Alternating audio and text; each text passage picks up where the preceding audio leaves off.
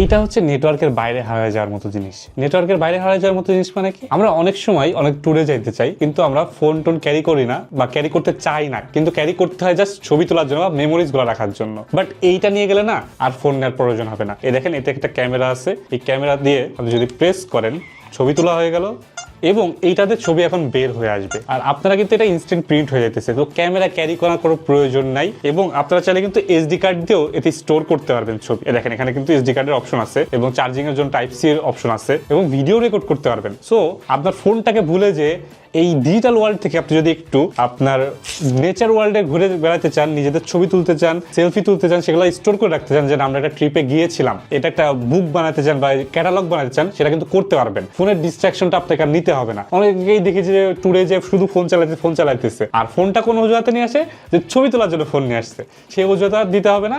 এইটা দিয়েই এখন কিন্তু আপনারা ছবি তুলতে পারবেন এবং ইনস্ট্যান্ট প্রিন্ট করতে পারবেন। এবং এটা কিন্তু সাজায় রাখার মতো একটা জিনিস, আর এটা কিন্তু সহজে নষ্ট হবে না।